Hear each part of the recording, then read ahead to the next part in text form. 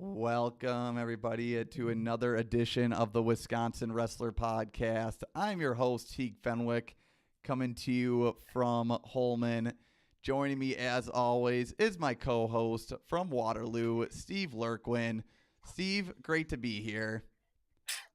Pumped to be here, man. Greatest time of year, right, buddy? Yes, sir. Busiest week of the year as we had regionals on Saturday, team sectionals on Tuesday. And I got individual sectionals coming up on Saturday, so not really a chance to breathe. I was actually on another podcast yesterday where we went a little more in-depth on team sectional results on the Nice. Vision Quest podcast with Brad and Zach. So Crazy Tuesday night results-wise, just looking through. I know we're going to talk about it, but that was nuts just looking through the results. yeah, and I would say in regards to that one, just going through our outline here real quick, want to thank everybody for tuning in. Also, sorry, Wisconsin Wrestler Podcast, powered by WI Wrestle. Gotta get that down in the opening script. But, yeah, I guess first and foremost, Cashin was fun. Had a little technical difficulties, but we made it through, and I think we got the mat that people wanted to see. So I blame that on me. I was talking about that. I said I just think I have this curse with technology wherever I go. Maybe it's the metal plate in my head that affects things. I don't know what it is, but man, it's just every time I go and try to do something bad happens technology-wise. even if you didn't do anything wrong, it maybe like you're just bad luck. So yeah. Thanks, Steve. Speaking of that, how did your writing career go? Oh, you know what? We'll talk about that actually once we rip through. I would say so, Steve. With team sectional results, there's a lot of good stuff out there. Like there's a couple of podcasts that talk more about the team sectionals.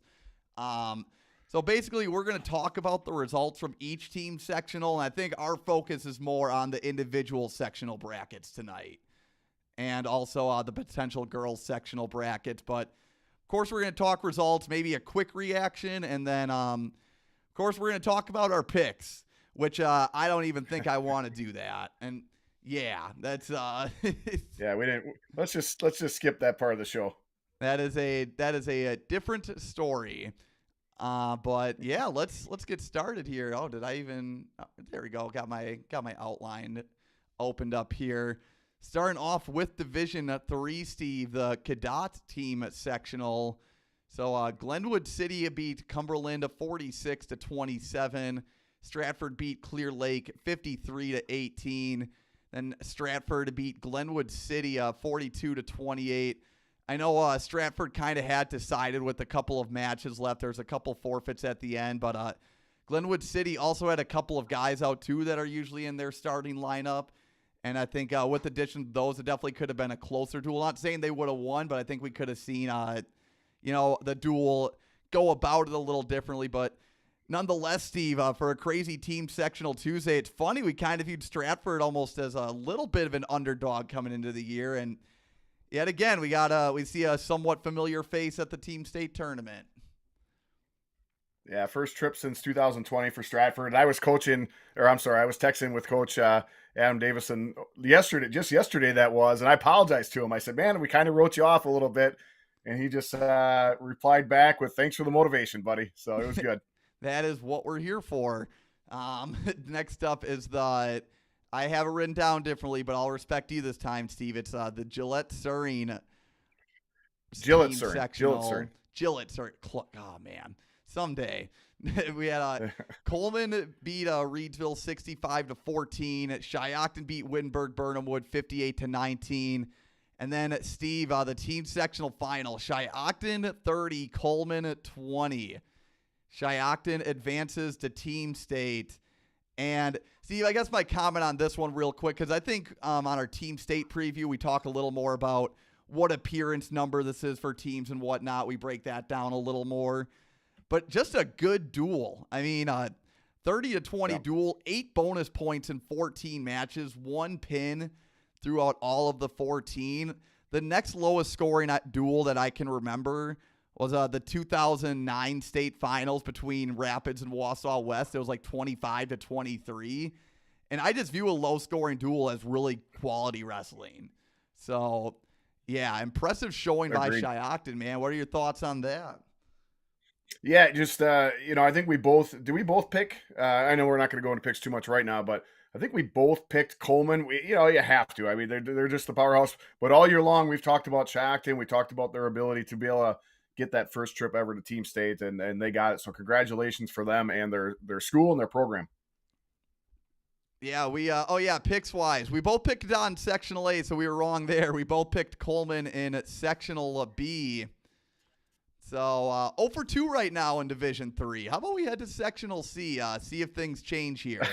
um, the Cashton team sectional. So Fenimore beats Pittsville 80-0. And then Steve, the Aquinas Iowa Grant Highland duel. Iowa Grant Highland beats number 2 Aquinas 38-34. We'll talk about this. I do want to talk about this one because we were there. I just remember starting off. I was trying to get the tech stuff set up. I was kind of panicking a little bit. And remember the 285 match ended. I just hear this roar behind me while I'm trying to FaceTime Jake. And I'm like, okay, Aquinas got a pin at 285, and then they got a pin at 106. And I think that really set the tone for the duel, and Aquinas scratched and clawed their way back in it. But then at the end of the duel, big pin at 220 pounds. So the Panthers actually bumped up their 95 and 220. The move paid off on both ends. And Steve, I wrote an 18-minute article about it, and I know I wrote like 3 paragraphs on potentially Fenimore and Aquinas. And then at the end, I was just like, well, I guess there's a chance Iowa Grant Highland wins. So I just put, P.S. If Iowa Grant Highland wins, then this is the beginning and the end of my blogging career. And I thought for like an 18-minute read, I really didn't think a lot of people would read it. Like I think that's just a confidence thing too. And what was it, like 5 seconds after that pin? 2 people just come sprinting down like, well, looks like you're done blogging forever. I'm like, oh, okay, well, they read it. Glad people are reading the material that I put out. But it was good. I think it was a dad and daughter teague, wasn't it? It was. Combo. It was indeed. Yeah, it was great. Hey, and I'm just saying this too. The Iowa Grant people came up, and there were many of them razzing you, but it was all in good fun. They were, so many people said, please don't end your career as far as a writer, blogger. It was a fantastic article. I just really liked those Iowa Grant people coming up, and like I said, all in good fun. They were getting some good shots in on you. Hey, that's smiling. What we do it for, right? Get the conversation going, and then absolutely. So that was after that first duel. Then IGH and Fenimore dueled. Fenimore, who won, I believe, that first duel at Riverdale, was 52-13. They won 66-9 in that one. They advanced to state again. I mean, what more needs to be said here, Steve? Aside from the individual matches, there were still a lot of good ones within that duel. Yeah, I mean the team. I think both teams kind of knew. I did see this cool video. It was when Iowa Grant finally, or in that last match, beat Aquinas.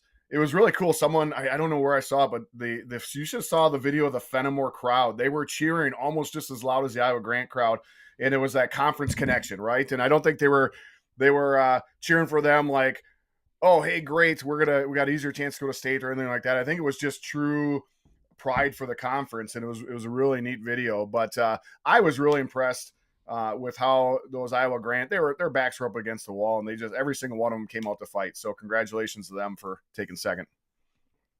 All right, then, picks wise. So I went with Fenimore. You did go with Aquinas, Steve, in our preseason prediction. So yeah, just keeping track at home. Steve's still looking for his first correct team pick here. Moving on to the Random Lake team sectional. Cedar Grove, Belgium, 58. Marshall at 21. Random Lake beat Waterloo 45-36. And Steve, we were looking at results in the middle of that last duel. Cedar Grove, Belgium was down. I think it was 25-30. Ends up beating Random Lake 35-33. So they end one of the longest team state qualifying runs for Random Lake, or across the entire state, I should say. Yep. They had a great team, Steve, and there was one match that I pointed out to you where it's like, oh, there's the one match Random Lake swung big time. That, like, it's the sectional magic that they have.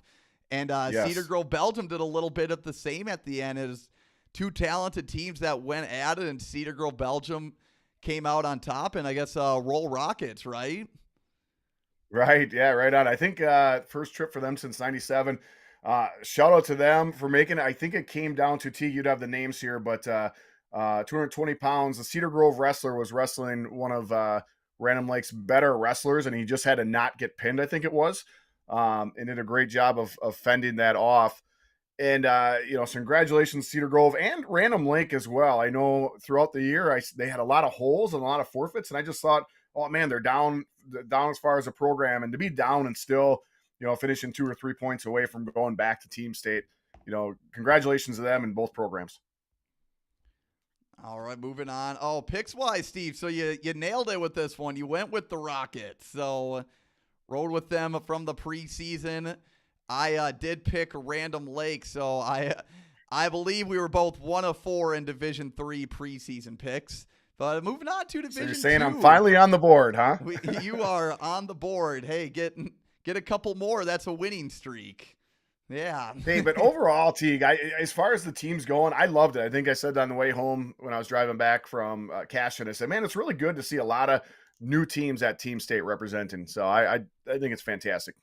Division 2 team sectional. We have the St. Croix team sectional. St. Croix Falls, Steve. Battle of the St. Croix. About a 40-minute drive apart from each other. Falls did beat Central 36-34. Baldwin Woodville beat Medford 44-27. And Baldwin beat St. Croix Falls 42-25. And I mean, good duel between the St. Croix and Baldwin. Steve, you got to feel pretty happy for them. I know we love Joe Rager and the St. Croix Falls gang. You feel for them, making it that far. And Baldwin Woodville, you think of how close they've came the last few years and the teams that they've had that didn't make it to the next level, and you love to see it for them. Right. I mean, just an amazing part of the state. Baldwin Woodville, first trip to Team State, I think, since '96.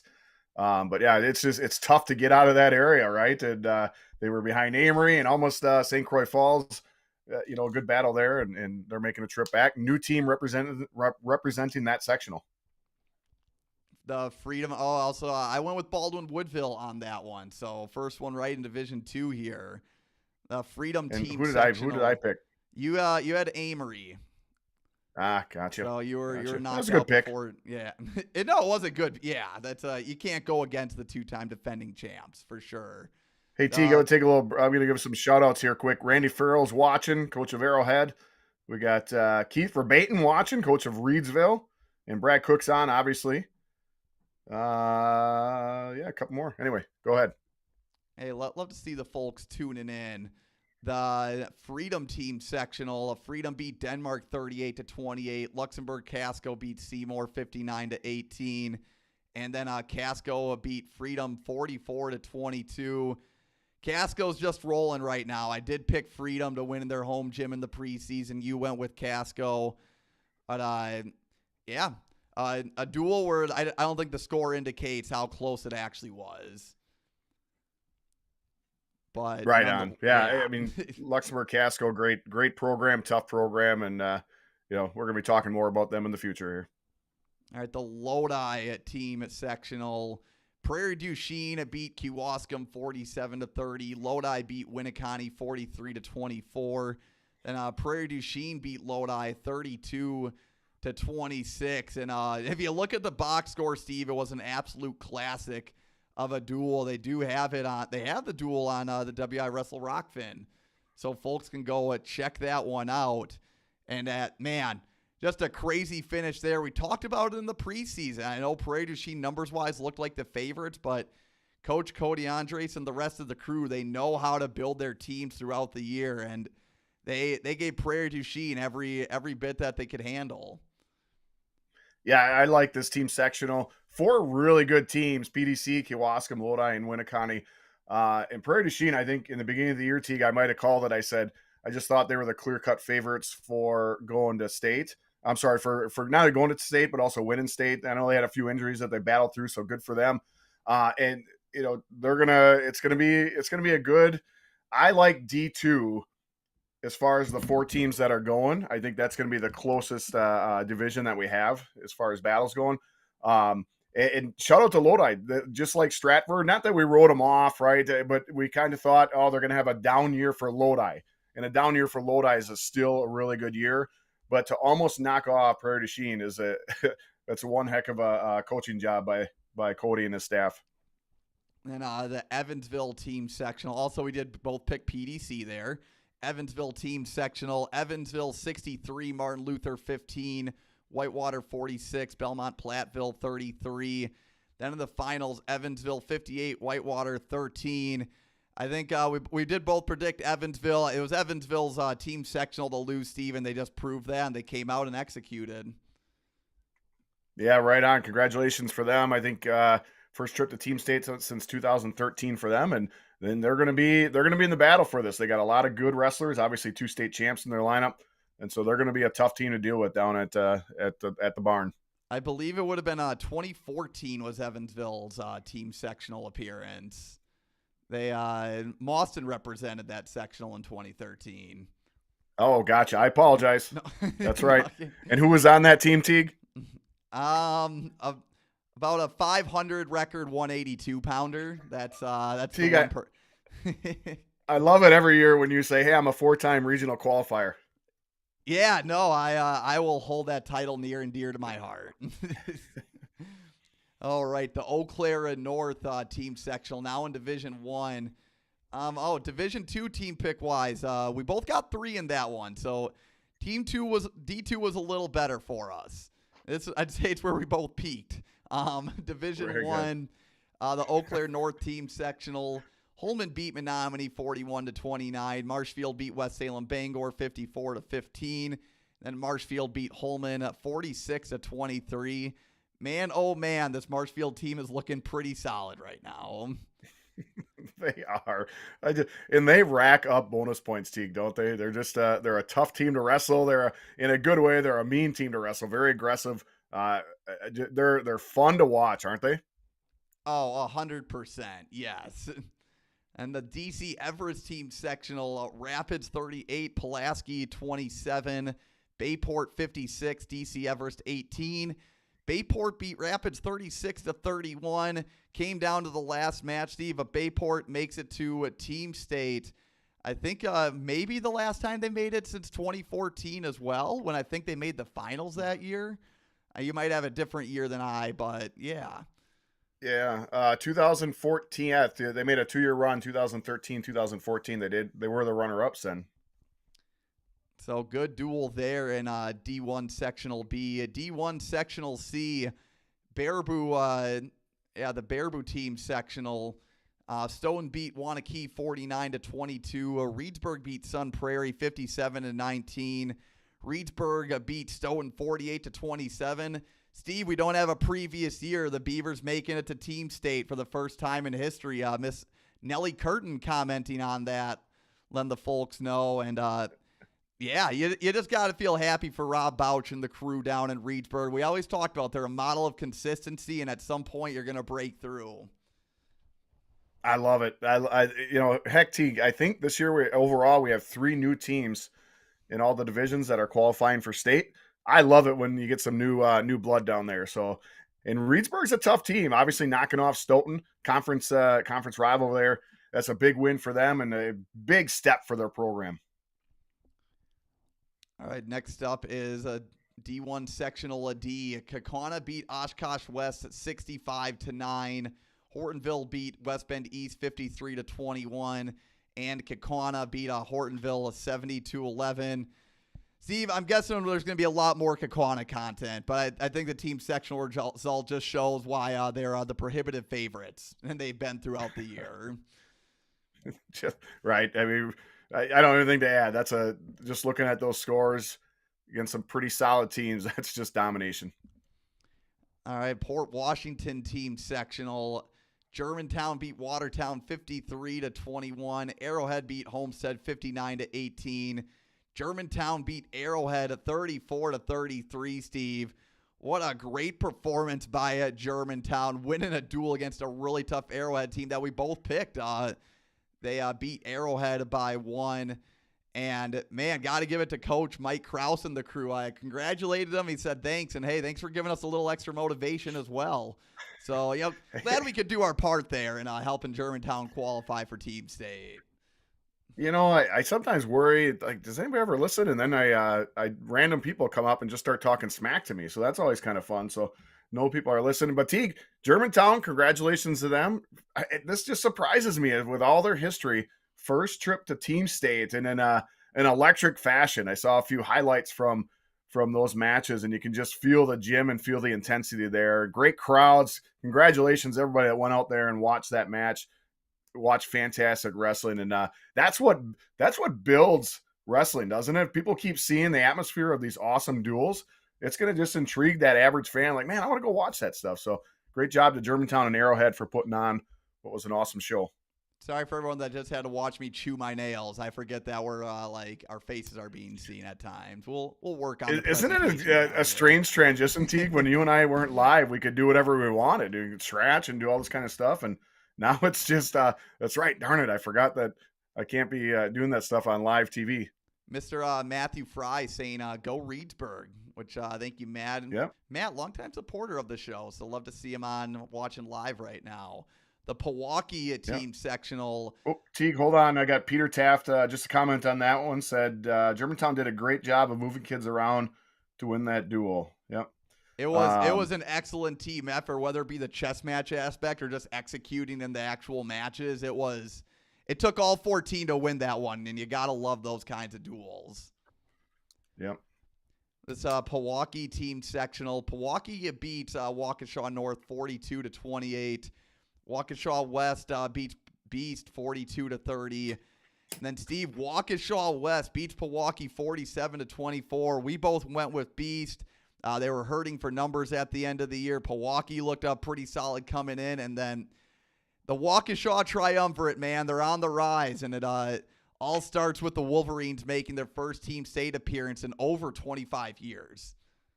Yeah, Teague, 1997. They made one trip. And you said, I like the Waukesha Triumvirate. And they're just doing a great job in the whole Waukesha area building those programs. Because North, Teague, I'm looking here. North was there. Yeah, North qualified as well. So great job. Congratulations, Waukesha West. First time a new participant in this century. So good job for them. All right, the Racine St. Catharines team sectional. Franklin beats New Berlin at 38-24. Muskego beat Oak Creek 57-15. And then in the finals, Muskego beats Franklin 51-15. Steve, when I saw the score of Muskego Oak Creek, I kind of had a bad feeling for Franklin. But hey, Muskego making back-to-back trips to Team State. Props to them, and just a dominant performance in their team sectional. Agreed. Because I was there when I saw Franklin and Oak Creek wrestle. A pretty close score. I think the finals 42-22. So now I saw what Muskego did in the semifinals to Oak Creek. I knew it was going to be a tough matchup for Franklin, but yeah, congratulations to Muskego for getting back to Team State. And then the Elkhorn area team sectional. McGuanago beat Wilmot Union at 51-18. Milton beat Burlington 38-36 in a great duel. And then McGuanago beats Milton 43-31. Steve, as long as you've known me, you know I've been a big Muck fan. So pumped to see them back at the state tournament. And again, just looks like another complete team here. Yeah, I don't have it right off the top of my head. I did see that Milton and Burlington came down to the final match, and I wish I remember those two kids because it was a pretty intriguing score. So that was a great semifinal. And McGuanago Milton Teague, there's a little. I know they're not in the same conferences, and they a little bit of a distance from each other, but a nice little rivalry that's building between these two teams. All right, then, Steve, picks wise, I didn't say the teams we picked for Division I because I kind of wanted to get to the individual part, but each got one right in Division III, each 3 right in Division II. The kicker for me was I got 3 out of 8 right in Division I. Nice. 3 out of 4. No, wait. And you You got got one, what? you got 1 out of 8 right in Division 1. Just I know. just so the folks know, we make these predictions in September through November.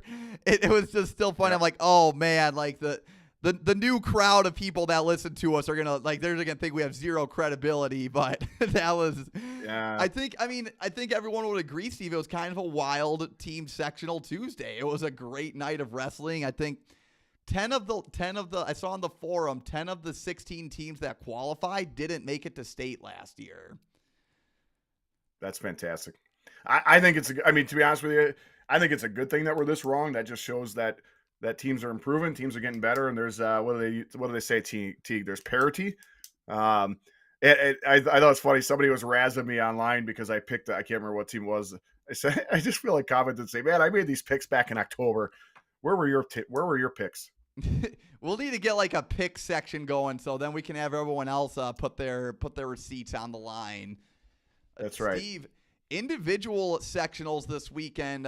Listening to the podcast last year, we so there's just a lot of individual sectional brackets. But given that there's 2 days between team sectionals and like when we podcast next, usually, we kind of split up the work here. So you do a little more talking for D3 and D2. I interject a little bit. I do a little more talking for D1 because those are the brackets I look at a little more. And you interject through that. We actually split it up so it's not like the Teague show for 45 minutes and the Steve show for 45 minutes. What we're going to do guys-wise is, Steve, whatever you want to start with, D3 or D2, you do a full division, then I do 4 D1 sectionals, then you do another full division, I do the last 4 D1 sectionals. And what was I going to say on that? I guess I didn't bring that up to you before we went on air, but hey, now you know the game plan. Any objections? Well, I would say this. Why don't you said you're going to do 4 D1? Why don't you do your first 4, and then I'll do D2, and then you do your next 4, and then I'll do D3. Actually, I'll take that back. I'm going to do T3 and then D2. I was gonna let you go first for the guys because Steve, I'm actually gonna do a little synopsis for the ladies here first. As gotcha. Okay, girls that sounds sectionals good. is this weekend, the first ever girls sectional tournament, and this one obviously a lot of speculation because we won't know until they weigh in. It's just like guys regionals, like you're not gonna have brackets out and then people can change weights and whatnot. So I might not be right on this per se, but I think it could give good insight into what could potentially be good brackets or even just good girls to watch in whatever area you're in. I don't have every weight class listed. Basically, what I looked for was sectionals where there was 2 or more girls ranked at the same weight. Because, Steve, how many qualifiers make it through from each sectional to state? Uno. 1. Which is going to make it an absolute grind for some of these sectional brackets. So starting off at 100 pounds, I don't think it gets any. What's up? Hey, T, did I read too that they're going to fill brackets? They might take like at large from different sectionals as well. Is that true? They will. I think they're doing at large bids. I don't want to confirm that on air. So we'll let the WIA brackets when they release. We'll let them confirm that decision. I do think, I personally would like to see full brackets, or if there's someone in the chat that like knows it for sure. I just don't want to say the wrong thing. Mike confirmed that said yes. So we're thinking it is. We're just not going to say 100% for sure because good. Let's rock. Oh, hey Teague, before you go, I'm going to start doing this. I got to down my camera a little bit here. I gotta give a shout out. I like it when people send me merch. So this is a Bigfoot wrestling shirt sent to us from Jason. So there you go. Nice, nice. The Rodriguez gotta give family, a shout out to friends of the show, and yeah, they're nice shirts too. Let me tell you, it is pretty sweet. And it's a pretty sick design, I would say. So Steve, 100 pounds. We might be starting off with one of the weight classes that could potentially be the most dramatic here. So starting off it would be a D3 sectional. Oh, actually, wait, never mind. Peshtigo's Division 2. We're not even going to bring that one up then. All right. So, Steve, get this. I I think the top 4 ranked girls are all in the same 2 sectionals. Like, we're seeing what could be Okay. state, like potential state semis, finals matches. These will be happening for a chance to qualify for state. So, Division 1 is Sectional A. Ava Gardner of Marshfield and Nora Lee of Holman are in the same sectional. And then also at 100 pounds, D3, it would be Sectional A. Izzy Sonnentag of Cadott and Savannah Millerman of Glenwood City are in the same bracket. Shelby Garcia of Bruce is ranked 10th. And that's just crazy. I mean, I know Sonnentag and Millerman have wrestled a few times already. They're ranked 1st and 3rd. Gardner and Lee are ranked 2nd and 4th. I know Gardner beat Lee at Bi-State, but that's just absolute insanity there. At 107 pounds, 2 top 6 wrestlers in a D2 Sectional B. You have Taylor Whiting of Ocano Falls, number 1, and Nora LaFavor of Southern Door, who's ranked number 6. They could potentially be in the same sectional bracket. And then, Steve, I'm assuming they're in the same sectional. I didn't confirm with Menasha and Nina, but considering like, they're literally right. They're like a street that like keeps them apart from each other. I'm guessing they're in the Pretty same much. sectional. You have Brianna Derwin of Menasha, who was a state place winner, and Bianca Canones of Nina, who are both ranked at 107. Derwin's ranked 4th, and Canones is ranked 10th. At 114 pounds, this one could be crazy. Leah Peterson of Amherst and Angie Bianchi of Two Rivers are in the same bracket. Addison Olsen of Peshtigo is also in that one. Peterson, who top 3 finisher last year, she is ranked 7th, and then Bianchi is ranked 4th. That could be an absolute battle to get out if they're at the same weight. Steve, 120 pounds, D3 sectional B. Haley Berg, Wow. a state runner-up from Bonduelle last year. She's currently ranked 6th. She could be sharing brackets with a state champion, and Caitlin Jeez. Kelly of Florence Niagara, who's ranked 1st. So you have 2 girls that made the state finals that could be wrestling, I'm guessing, in the sectional finals. Right. At 132 pounds, Brooke Schwinneman of Plymouth is ranked 2nd, and Sophia Galoff of Brilliant is ranked 3rd. So Plymouth moving north, Steve, not only impacting the guys' side, but the girls' side as well. Schwinneman placed 3rd. Galoff was a state runner-up. That's a pretty good battle right there. At 138 pounds in D1 Sectional A, Shelly Bowman of Eau Claire North is ranked 3rd, and Emily Anderson of West Salem Bangor is ranked 4th, along with Zandria Mason of Toma, who is ranked 10th. And then at 152, got a number 1 ranked wrestler who has another ranked wrestler in her bracket potentially. Isabel Olson of Oak Creek is ranked 1st. Natalie Massou of Reagan is ranked 9th. Jumping to 185 pounds, Desiree Mixon of Green Bay is ranked 2nd. Abby Swanson of Rhinelander is ranked 6th. And Christiana Nordstrom of Wausau West is ranked 7th right now. So rankings-wise, you want to say Mixon is the favorite, but that could end up being a pretty exciting day there in the 185-pound bracket in D1 at Sectional B for the ladies. 235 pounds. Madison Burns of Ashland is ranked 5th.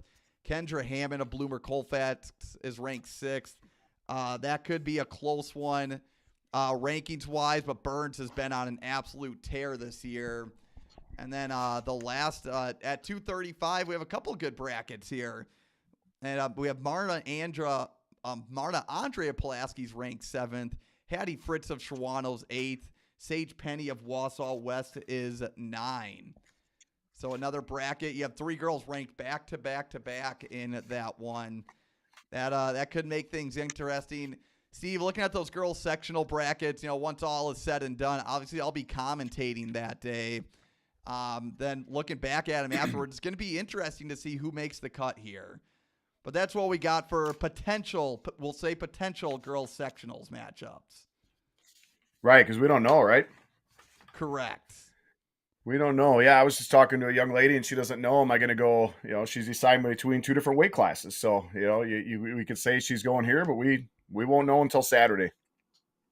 So, well, Teague, I'm going to mix it up here. I'm going to go totally backwards. I'm going to start off I'm going to go Division 3. I don't mean backwards in that. I just say I'm going to start off with sectional D for Division 3. I'm going to work my way back to sectional A. How's that sound? Are you good with me shaking it up a little bit? I'm always down for some shakeups.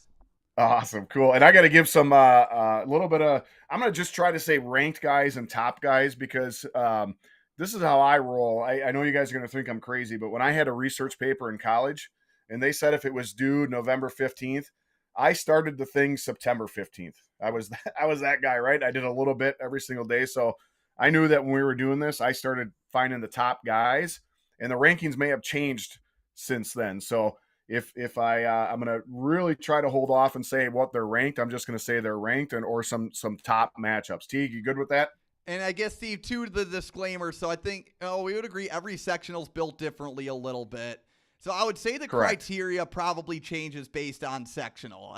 We both agreed if we use the same criteria, there could be a situation where one sectional has 0 brackets that we talk about. There could be a sectional where we talk about all 14. So I think we kind of mix it up, whether it's like the top 2 or 3 are good in a given division, or this could be a good battle. Who's going to miss the cut here, or just potentially exciting brackets. We try to give out, say, between 3 to 6 good brackets for each sectional. I would love, Steve, at some point, if we do like Wednesday, do a team sectional recap. I would love to do like a mega show where I run through every sectional bracket quick and make predictions. But I would need about like 2 days of prep time and like 1,000 milligrams of caffeine for that. So Right. maybe And we got to remember save. that Teague and I still work, so that's we have gigs. They frown upon me not teaching the students and just totally looking at brackets. I found that out. I don't know if anyone would even tune in for like a 4-hour mega bracket show. That would be a grind. I don't know. It'd be fun. But hey, let's get to it. I'm going to go to the Dodgeland sectional. I found 4 different weight classes. 126 pounds is probably the first one. Some ranked guys and some top guys that I've been following all year. First, actually, I did this as well, Teague. I found the top 2 teams with the most sectional qualifiers, and just so happens to be in this particular case, it's not always the case, but the 2 teams that met in the sectional finals, Cedar Grove, Belgium has 11 qualifiers, and Random Lake has 10 qualifiers. On the top side of this bracket is Jesse Berg, Cedar Grove, Belgium, 39-5. He actually, I did see that he signed with Lakeland, so nice job for him. He's going to be advancing his career.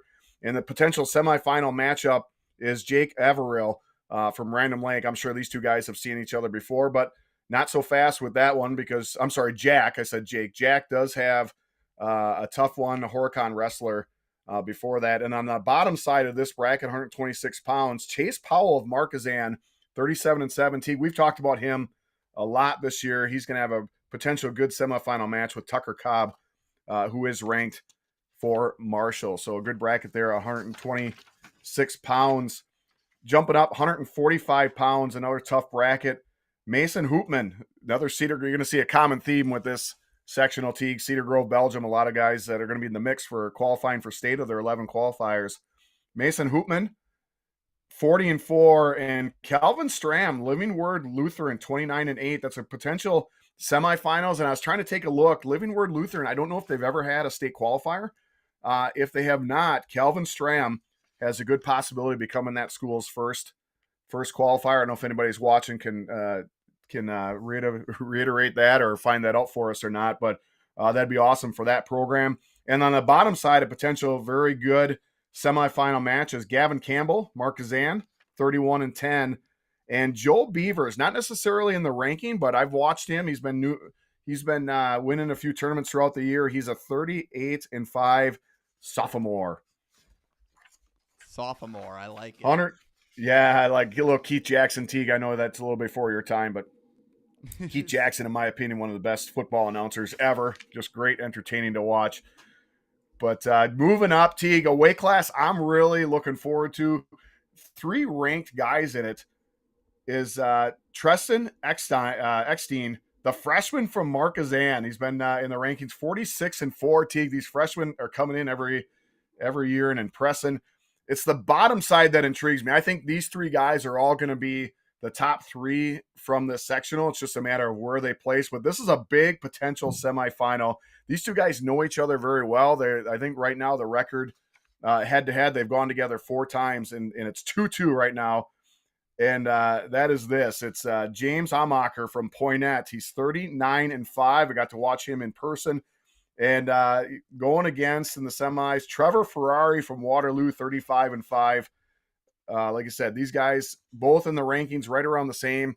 And I've seen each other before, and this would be a grudge match, so to speak, as far as these guys. The winner take it. Obviously, I know they could face each other next week at state. And the last weight class I'm going to take a look at is 285 because they got some good ones. They have number 1 and number 3 in this one. Diego Morales is number 1, and I like this, T, because you've kind of highlighted this. I know the Battle of the Diegos. Right? This could be a good potential Battle of the Diegos. Diego Brandt from Random Lake. That'll be a semifinal match. Random Lake, Cedar Grove obviously see each other a lot during the year. And then on the bottom side is Ty Monfries from Westfield, all caps, Teague, as you said. But we can't call them that anymore. I think maybe they got sick of you bagging on them, so they fixed that one. But Teague, that's what I got for the Cedar Grove sectional. Also, Steve, I was gonna say real quick we have, since we have live now, I'd love to hear folks' thoughts. Like if we happen to like maybe like quote unquote miss a bracket or something, if there's a bracket you really like that we don't mention, feel free to throw it in the chat. It's a lot of wrestling knowledge to go around, and if we happen to miss it, that's what we got the rest of the wrestling community for. So yeah, let's hear it. But no, that was fun, Steve. That was going to be, like you said, a lot of Cedar Grove Belgium in there, and I always like the battle of the Diegos at heavyweight. So sectional C next then, right? It is, and I might tick some people off with this one. I'm only choosing 2 weight classes for the Richland Center one, and here's why. As I was looking through it, there's like 10 brackets that if I start taking a look at top rank guys, the Southwest, Division III Southwest part of the state is just unbelievable with talent, unbelievable with wrestling.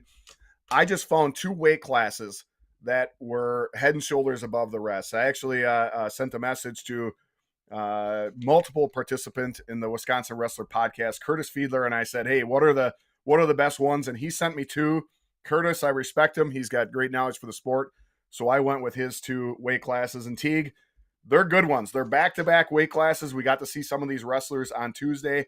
126 pounds, Teague. I don't know if you have this bracket. If you can pop it up, maybe add some commentary to this one as well.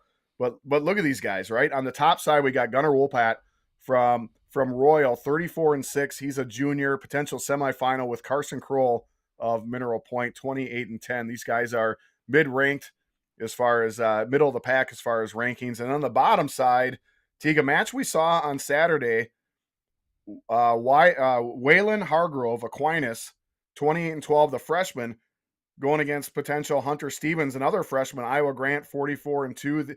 Hunter Stevens did win this one on Tuesday, 10-8, but Waylon's got to go through Brecken from Fenimore, Brecken Munch, 15-6 senior, before he can get to that one. So that's going to be. Stevens also had a good match with, right? Yes, very much so. Very much so. So this is an awesome bracket, Teague. I don't know if you have any comments to add to that one. Well, placement-wise, so Gunnar Wolpat, state place winner last year. I think he got 6th. Carson Kroll, state qualifier. Munch, I want to say, placed 3rd. And then you have 3 guys from state who then you throw in Hargrove, who's had a solid year. And then Stevens, who's 44-2, and we talk about him quite a bit. There's going to be a couple of really good wrestlers that really that miss state here. Yeah. Right. Unfortunately, right? I mean, hang on. Can I guess? Do you jump right to the next weight class or what? 132? Yeah. Yeah, is that your guess for the next one? Yeah. Well, I kind of gave it away when I said back-to-back weight classes, Steve. Maybe you missed that part. Sorry. Hey, no worries. I don't listen to me all the time either. So, but hey, before I do that, a little segue. Fenimore has the most qualifiers with 13. Aquinas has 12. Excellent. So yeah, you're right. 132 pounds, Teague. Flip to that bracket so you can add a little bit as well. But 4 really top wrestlers. Unfortunately, one guy's going to have to stay home. You got Cole McKittrick, Royal, 41-4, and Cade Rule. These guys are going to be facing off. Mineral Point, 27-13. These guys are going to be facing off in the semis. Obviously, if everything goes to chalk, as Teague likes to say. And on the bottom side, Elliot Biba, Iowa Grant Highland, and Ian Krapp of Fenimore. These guys have faced each other before. I mean, as far as rankings go, Teague got number 3, 4, 5, and 7 in what's just going to be one heck of a weight class. Yeah, you got anything on that one? Crap was a place winner last year. I want to say 5th. Biba, a state runner-up. Rule, a state qualifier. And McKittrick, a state place winner. So guaranteed, Steve, that someone who was at the Kohl Center last year will not be making it. And, Steve, I understand why you ended up choosing 2 in this one, because I was even going to say, like, start listing off brackets. 145 is going to be a really fun one. 152, you have a first-round match of Tate Flagey and Seth Greeno, and then Ashton Meese is on the other side, potentially going against Flagey. We saw that match at Bi-State. Calvin Hargrove and Tristan Stelt are in the same bracket. I mean, it's pick your poison with this one. D3 sectional C, like, to really take it in, you should go look at the brackets. Like, it's hard for us to do it justice here. And we have 14 other brackets that we have to get through. Right, yeah, there was no good way of choosing that one because it was there was so many good ones. But I'm going to pop on to Bondwell, sectional B. Shiocton had the most. I'm sorry, Coleman had the most qualifiers with 14. Shiocton was second with the most. They had 12. I'm going to jump right to 132 pounds. We have 5 ranked wrestlers in this one. Alliance Glinsky of Crandon on the top side. And then, Teague, this is going to be a very intriguing first-round match. You got Brady Shepard of Leona Wabino and going against Caleb Lissow of New Holstein. That's going to be a first-round matchup. And on the bottom side, potential semifinal match is Luke Misko. He qualified for state, I believe, as a freshman. He's ranked going against Jordan Yankee of Shiocton. Moving up, 160 pounds, Cole Shepard. This one has 5 ranked wrestlers. Cole Shepard of Crandon, 44. What's that? Well, as far as the ranked wrestlers? That's yeah. Yeah, this is a good one. There's going to be some good wrestlers. Cole Shepard's going to be waiting the winner of this one, Teague. First round matchup. Dominic Thorson of Crivets, 42-5, is going to be going against Logan Lodel. I know he's not ranked currently. I'm sorry, I take that back. He is ranked currently. Of Reedsville, 40-9. The senior and the junior, one good wrestler is going to be going on and taking a very good Cole Shepard, and another one's going to be potentially not even waiting on the backside. He might be eliminated right there. But semifinals on the bottom side is going to be Micah Kukta of Coleman and Dylan Herb of Shiocton. That's going to be 5 really good wrestlers. Yeah, potential, right? Because there's some pretty good wrestlers on the bottom side. But that's 160 pounds. Moving right on up to 170 pounds, Teague. These guys just get tougher and tougher and tougher. You got Ryan Roy of Leona Wabino, the number 2 ranked wrestler. Potential semifinal with Casey Braun of Reedsville, 34-12. And on the bottom side, Peter Kukta of Coleman. He was the number 1 ranked wrestler for a little while. He did lose to Roy 14-3 at that regional final. And semifinals could be with Brad Demreth of Shiocton, a highly ranked wrestler as well. And 195 is my last weight for this particular sectional. Is you can't. He's not in the rankings, but you can't take him out because he was the regional champ. But Wittenberg Burnham Woods, Tegan, you're gonna have to help me out with this last name if you can. But I'm gonna go with Nathan Wapakne. Wapakne.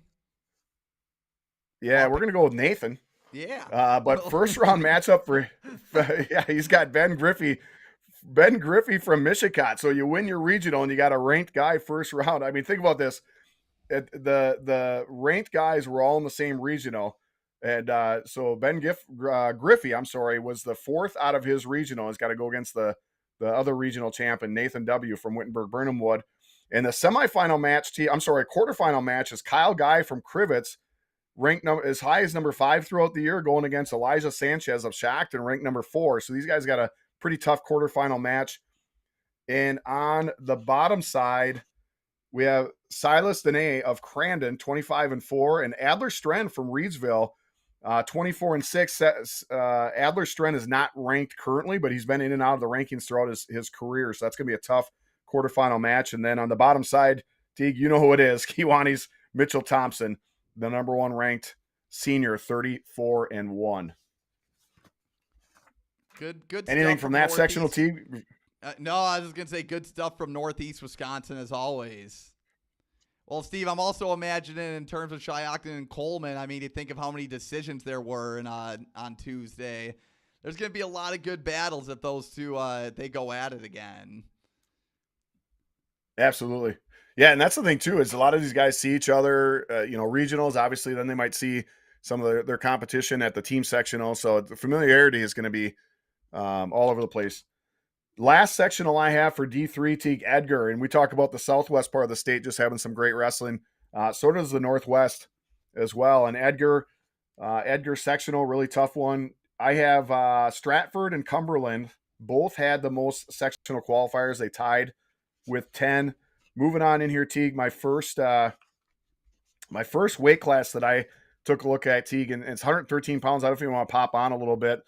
I didn't write down all the rank guys, but I have 113 pounds being a really good one. You got Wyatt Unzer from Glenwood City on the bottom side, and Ronan Garcia from Bruce, 38-9. That's going to be a potential good semifinal match. And then on the top side, you got Cooper Shramsky of Cumberland, 35-12. Hopefully I'm saying his last name right, but here's an intriguing first round quarterfinal match. Gabe Gerber of Ladysmith, 36-7. Both freshmen. He's a freshman going against Marathon's Kale Acquaintance from Marathon, 35-5. Those Marathon wrestlers have just been on the tear all year long. Real quick, Steve, before you move on, I did look at this one real quick. Going back to 106, with Blake Underwood still undefeated on the year as a freshman. Colin Knoyer of Stratford could be a potential semis match. Underwood, Knoyer, and Derek Goddard of Auburndale were all in the same super regional. Caleb Lodahl of Cadott, who was 31-9, got fourth in that bracket. You throw in JJ Adamitis of Phillips, and that makes for a fun bracket there in general. Teague, I'm going to move up to 126 pounds. I think the top three are pretty clear cut in this one. And I think Mitchell Anderson is going to be the third qualifier. You got Clear Lake, 24-4. But I threw this one out there because it's going to be fun. How many times have Dawson Johnson from Cumberland and Ian Radnitz of Glenwood City wrestled each other? And here it is again. It could be a state finals matchup as well. Well, with Anderson was a place winner last year. So you have 3 place winners in that bracket. Steve, if someone makes it, though, like he said, it was a clear-cut top 3. If someone makes it, that's another Brecken Brzezinski story for us.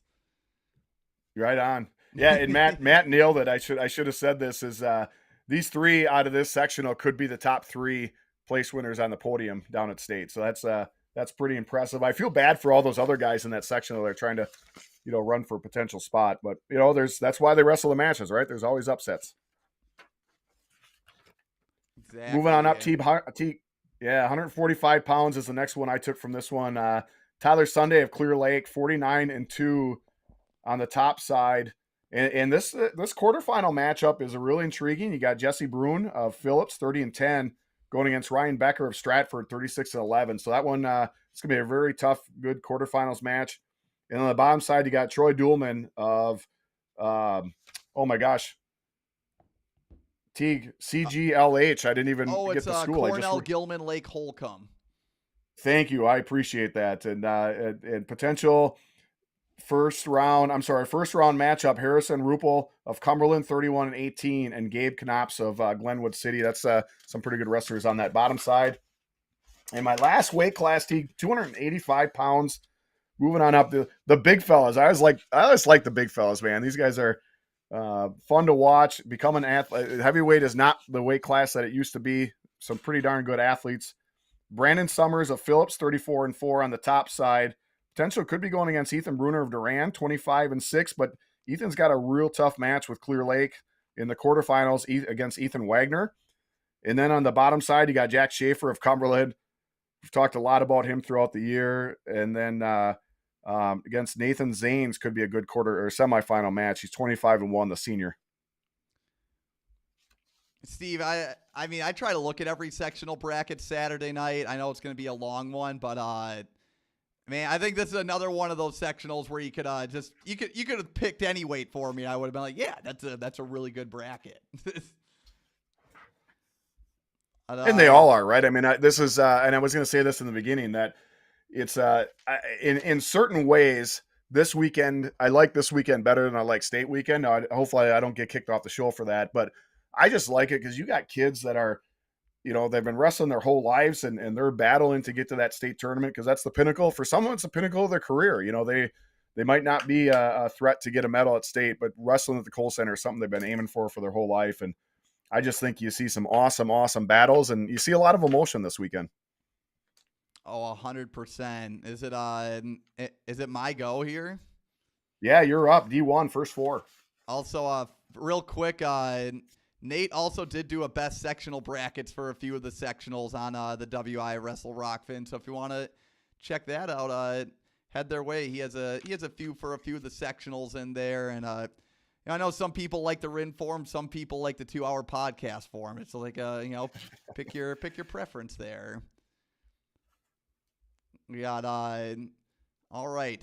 Eau Claire North sectional. Also, that wasn't throwing shade at either one. I think it was more because we do our marathon episodes. For the Eau Claire North Regional, Steve, kind of following the D3 theme, starting off with the lower weights with 106 pounds in this one. So get this. You have Liam Neitzel, Bailey Casey, John Sternweiss of Marshfield, and Eden Hetting of New Richmond. Of course, Neitzel of Hudson, Casey of Menominee. They're all ranked in the top 8, all in the same sectional bracket, Steve. And they are all from the same regional, too. So nice. imagine getting first in that other regional, and then your gift for wrestling the 4th place person is another ranked wrestler. So right. 106 pounds. If it shakes out to where those 4 win, then the semis could almost look like a carbon copy of just a lot of the regional matches that we saw. I would say in that one, though, Neitzel, if I had to say one person I think for sure is getting out, I like Neitzel's odds there as the 4th place finisher at 106. At 120 pounds, we got a Turner Campbell of Holman, the 34-6 sophomore. He pinned Braden Glasspool of West Salem Bangor in the first period last week, but Glasspool's a pretty good wrestler. We could see a different match this time around, and they'll be joined by Luke Kamish of New Richmond, 36-5. Kamish was a state qualifier last year as well, so that'll be a fun one, Steve, where so now we're in D1, top 2 make it to state here. Where there's going to be a good wrestler that is the odd man out. 132 pounds. I like this one for the top 2 factor. You have Preston Cradaville of Holman and Kellen Ari of Menominee, the state runner-up at 132 in Ari, the 5th place finisher at 132 in Cradaville. And they did wrestle on Tuesday, Steve. Ari beat Cradaville 4-3 in that one. So I think we're going to get another barn burner there. 138 pounds could be interesting. Brett Franklin from Marshfield, I'd say probably the favorite coming in after he beat Superior's Connor Krieger, 44, who's 44-4. He had a good match against him for sure. Krieger, who's been a state qualifier a couple times, would need to take out another state qualifier from last year in Holman's Andrew Weiss. That would be a potential semifinal match there, Steve. And just with the way Franklin's been wrestling, that's what I like about the D1 sectionals, is that you have a guy who might be the favorite. And coaches, everyone's aware of that. So that kind of makes the semifinal match, like let's say between Weiss and Kruger, that has the intensity of a finals match with that one. So right. That's almost like your winner-go-home match there in that round. Moving all the way down now to 220 pounds. This one's going to be interesting. There's going to be a lot of high-flying action here. At the top of the bracket, who won his regional was Ron White of Holman, who's up 35-10. Ryan Rambo of Hudson got second in his bracket at regionals. So we could see a tater salad versus all-name team first-teamer in Ryan Rambo in the semifinals. Bottom side of the bracket, you have James Clements of Marshfield, who's just a solid kid, and Cody Kwok of Menominee, who kind of basically got that regional clinching pin that sent Menominee to team sectionals. He's on the other side of the bracket, Steve. And here's the thing, with the way all these guys wrestle, I wouldn't guarantee any of them a spot right now. Like there's going to be some fun battles, and I think there could be some favorites on paper, but you can't count them out for sure. So that's what I got for D1 at Sectional A. Also, I like you switching up the order a little bit. I respect it, but I have a hard time walking and chewing gum at the same time. So I'm just going good old fashioned A through D here. So hey, that's the advantage is that you're all on computer, and if people probably saw, I'm the old fashioned. I got papers flipping up in front of my face, and so we do the same job. We just do it differently. That's all. Division 1 Sectional B. Here at 106 pounds. So Stephanie saying I forgot 113. I know. Well, could pull up that bracket here real quick for Sectional A. So Stephanie, if you're just hopping in, we do like 3 to 5 brackets a piece here on each one. So we might I might have just highlighted the other ones over 113. There's just gonna be a lot of competitive ones. So we'll see what Stephanie. So we got, there is Brayden Casey at 113, and then Carter Sturba of New Richmond, who, Casey's pretty solid there for state champ last year. But moving on to Sectional B at Shawano. All right, let me get back to my notes now. I can't man the comments at the same time, so I'm just gonna stick to my brackets for now. For my head start spinning. All right, starting here I'll man at the comments. I got it. 20 pounds. We got Warren Soik of Stevens Point, 23-2, won his regional. He's on the same side of the bracket, could face Owen Wathke of Bayport in the semifinals, who didn't win his regional bracket because of Ethan Eggert of Pulaski. So that's a top 3, Steve, where there's going to be a really good wrestler that goes home. Eggert, of course, the state place winner last year. And I think Soik and Wathke, probably guys who you could say have potential to get on the podium. And then at 132 pounds, Steve, I highlighted 132, so it could be wide open. You have Aiden Armagost of Rapids, Deacon Trotzer of DC Everest is in this one, Owen Noel of Bayport, who's a 35-6 coming into this. All solid wrestlers. But Steve, the champion of that bracket with Armagost and Trotzer in it, Mr. Maddox Rye of Wausau East. So your boy from Wausau East. I don't know when the Lumberjacks, they are the Lumberjacks, right? Yep, they are. Yeah. So I don't know when the last time they've had a state qualifier is, but Rye right now, and I'll knock on wood, looks like he has a good shot. He'd still have to wrestle well, but he looks like he has a good shot to qualify for state this year. That's at that's good stuff. I know we're not supposed to secretly pull for people, but I'm secretly pulling not just for him, but the whole Wausau East wrestling program. I think that'd be huge for him.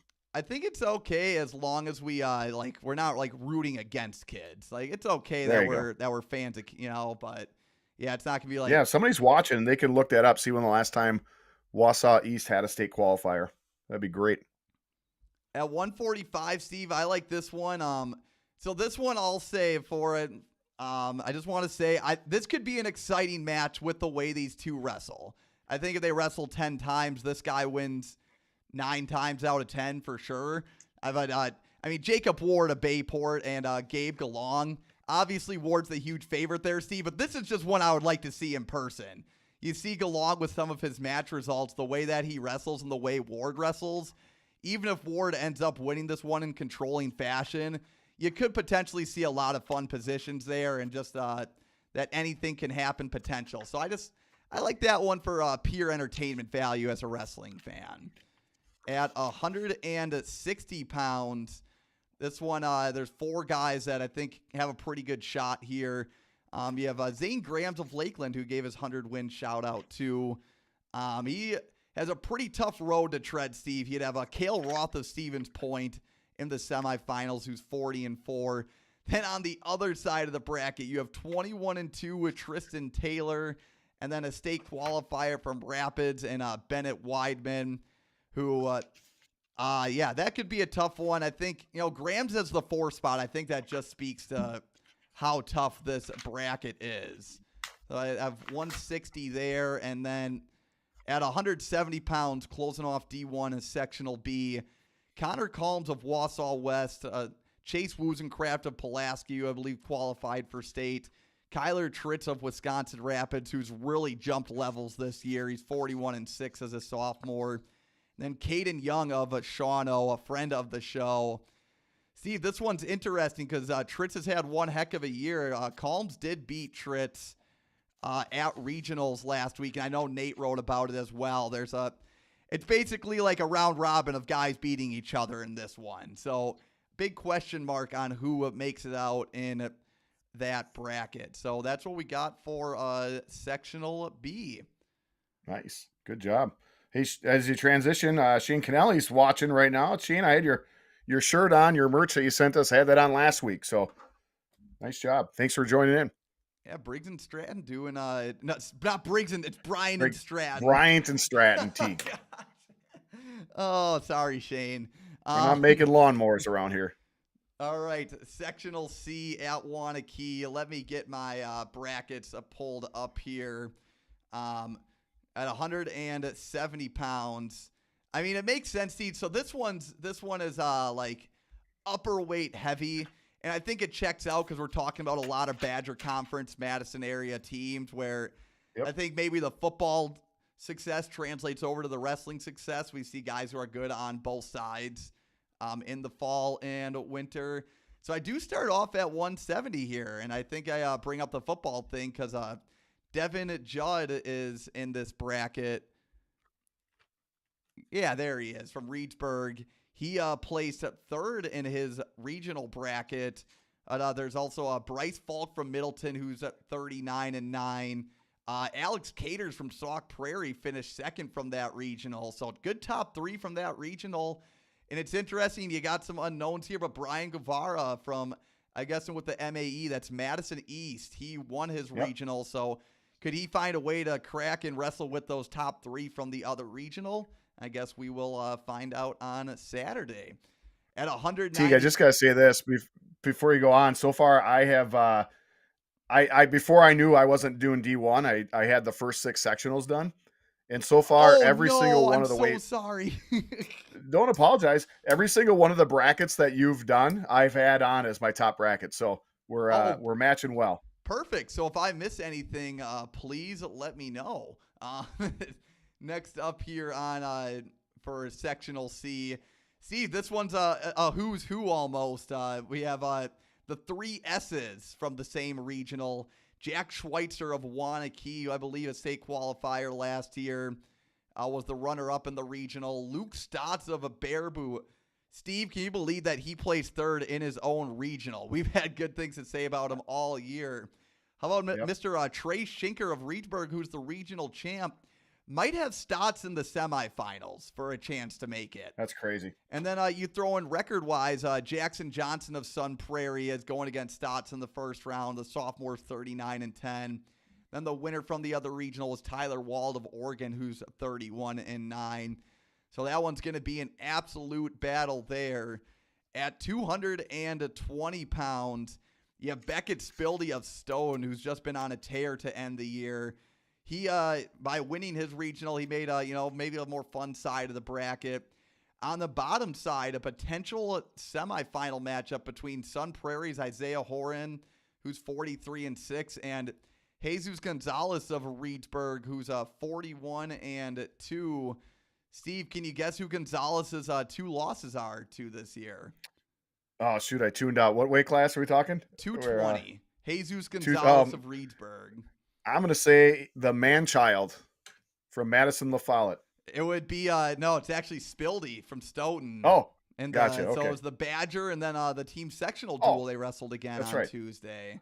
The man-child's at heavyweight now. I keep thinking about last year. Well, Steve, speaking of heavyweight and the man-child, you got in this bracket 3 of the top. I think it might be almost straight up 1 through 3. Well, it might be different now with Mirasola in the picture rankings-wise, but you have the state runner-up, you have the man-child, you have the freight train all in the same bracket. We'll say 3 of the top 4 ranked wrestlers, but That's Griffin 3 Empey's on state the medals, top T. side. Yeah, 3 state medals. A first, second, and I believe Vils was a fourth. Empey's on the top side of the bracket. You got a semis match between Mankowski and Vils, and then the loser of that one has to sweat it out in the finals match between, I'm guessing, Empey and whoever wrestles in that one, because they need Empey to lose in that one, which, yeah, that semifinal, Steve, is almost a finals matchup between Mankowski and Vils, because you don't want to be on the side where you need Griffin Empey to lose to continue wrestling. And then even if he does, then you got to beat him. That's not a fun spot to be in. Yeah, exactly. It's like, hey, you got another match. Let's get after it against Empey. D1 Sectional D at Oshkosh North. This is another sectional that I think Nate is going to be at. Also, Jake, if you're listening, sorry if I missed the sectional that you're going to be at. I don't think so yet. Steve, oh yeah, speaking of, oh no, we're moving on to D2. I guess, yeah, we'll talk about where you're going in just a second there. Oh, speaking of that, I'll be at Eau Claire North on Saturday, so that'll be a fun one. It's nice, Steve, when I get to be at the same regional and then that same sectional the following week. You feel like you're following the stories of everyone a little bit more. Agreed. At D1 Sectional D. So at 106 pounds, this one is fun. You have Jackson Esser of Appleton North, who won his regional. Joining him from that regional are Cameron Perkovich of Kimberly and Nick Jenkins of Kaukauna. But it's not just this regional, Steve. You have Brady Daniels of Slinger, who's the runner-up in the other regional. Winning the other regional was Ethan Bast of West Bend West, who I want to say Bast is the favorite. Like, if I had to pick a lock to make it out of this one, I would take Bast. But any of these 5 could make it. I mean, even if you do lock Baston, any of the other 4 could make it. I mean, Perkovich and Daniels, one of them is getting knocked out in the first round. So that's an interesting grouping there at 106. At 113, you have Wyatt Skiba of Hortonville, Lincoln Flater of Hartford Union, and a Declan Cook of Nina, who's at 34-4. 2 losses between Skiba and Flater. Steve, not many brackets where Declan Cook comes in as, maybe potentially the 3rd best wrestler in this one, but that semis match between Cook and Flater could be good, and there's going to be a really good wrestler that gets left out here on Saturday. And let's moving down to 100. Oh, I'm starting with the top 3 right here. 120 pounds, Oshkosh North. We got Nolan Skiba. Wait, am I at 120? Nope, sorry, 126. Typed the wrong thing in my notes. We have Lucas Peters of Kaukauna. And then on the other side of the bracket, Steve, Peters wrestled Jacob Herm of Nina. And then I know Herm and Peters probably big favorites to make it out of this one, but you have Edwin Schrader of Oshkosh West, who's had a great year, who's ranked highly. Would I have to give the edge to Herman Peters to make it out here? Yes, but again, just a crazy bracket where someone good is for sure going to miss out on the state tournament. Yep. At 152 pounds, you have Jake Stoffel and Carson Otis, who are on the opposite sides of the bracket, Steve, getting first and second in their regional. And then I'd say those 2 are the favorites. You have Aaron Cummings of Hartford, who's also a good wrestler. And then Peyton Lee, I know he gave Otis or Stoffel a good match, too, at regionals. It was a good match scoring-wise. But I think, again, seeing a Stoffel-Otis match, again, it's going to be fun for those folks at that sectional. And then at 160 pounds, Liam Crook, the freshman from Kaukauna, won his regional. The other regional winner is Noah Diebert from Hartford. And then looking at the guys in between, first round match between Nick Novak of Nina and Carter Lovey of West Bend West. Lovey, who right now, Steve, could be on the outside looking in terms of that state picture. And he was a state place winner last year. I'm guessing he did lose to Diebert at the regional. So that's what we got there. And then the last one, I know I did a lot of brackets for this one. But at 285, you have Kason Quick, Garth Martell, and Cole Mirasola all in the same bracket. Wow. Mirasola making the move up to 285. You might need to lock him in here. Yeah, if Yeah. you lock him in, Steve, then that makes a match between Quick and Martel. That could be the match to see who makes it in. And you don't even want to count out Ben Krieger of Kakana there, just because I've learned not to count out Kakana guys. That's right. Yeah, they definitely wrestle best this time of year, don't they? The only so weight class I'll add to that, and I think it's fun. It's a wide open weight class with not a lot of huge names in it, and I think that makes it fun. Is that 170 is very wide open. There's only one guy with double digit losses without double digit losses, and that's Judah Hammond with 9. So I just look at that one and think, man, there's a whole bunch of guys walking into that weight class that could be wrestling at the Kohl Center, and I think that's a great opportunity for them. That's those are the ones I kind of missed out on with that one. Is like, well, there's just a lot of highly ranked ones there, but it's the wide open ones that kind of make for the best drama come Saturday. So, agreed. Steve, that's 4 of them right there. Also, folks, we've done this a few years without a live audience. If you think there's a format that might be better suited for this, maybe we like alternate on and off next year or whatever. But like, sure. If you like this format, then let us know. If you think there's another way we could do it, let's hear it. We're all for constructive criticism here, or non-constructive criticism, whatever your game is. We can handle. Just don't tell me I suck. I'm kind of fragile. All right, hey, so I did D3, and I went backwards. I hope I didn't freak anybody out, but just in case I did, for all those people that are they like order. I'm going to go in order for this one. So I'm going to start D2 sectional A up in Amory, and I'll give credit. The coaches did a great job. That's the awesome part about doing this job is you learn coaches throughout the state. And I reached out to 4 different coaches for each sectional. And the first one I'm going to give credit to is Joe Rager. And he didn't disappoint. I said, hey, what are the 3 or 4 best weight classes? He gave me 3, and then he kind of gave me a 4th one. And I'll tell you why in just a second. But starting off with that, 120 pounds, 5 ranked wrestlers. On the top side, you got Lane Anderson of Amory, 38-10. And he'll most likely take on the winner of this tough first round match, Cody Fleck of St. Croix Falls, 32-11, going against. And for anybody listening, help me out with this last name. I'm hoping I'm saying it right. I don't want to give JD any disrespect. But JD Minder Broke. Hopefully I'm saying that right. We'll say Brockert. What is it? Oh, well, mine says Broeckae. It ends with an AE. So hopefully I'm saying it right, but hopefully let's go with JD Minder for right now. But Ellsworth, the freshman, 33-9. So that's a really tough quarterfinal match. And then on the bottom side, Thaddeus Sigmund of Medford. And then on the bottom part of that is Baldwin Winville's Colton Hush. So 120 pounds is going to be a beast, but not better than this one, Teague. 126 pounds. I'm counting them. I think there's 6, 1, 2, 3, 4. Oh, only 5. Only. Yeah, there's only 5 ranked guys in this one, not 6. I scoff at this weight class, but look at this, Teague. This is a first round matchup. Cole Brash of Baldwin Woodville and Jude Stark of Medford. That's going to be a first round clash of some Titans, and then the potential. The winner of that one will take on William Penn of Ellsworth, 35-5. And just so everybody knows, if you're not familiar with Division 2 and 3, how you need it to work is if you lose first round, you need your guy to win in the next round in the semifinals, or you're done.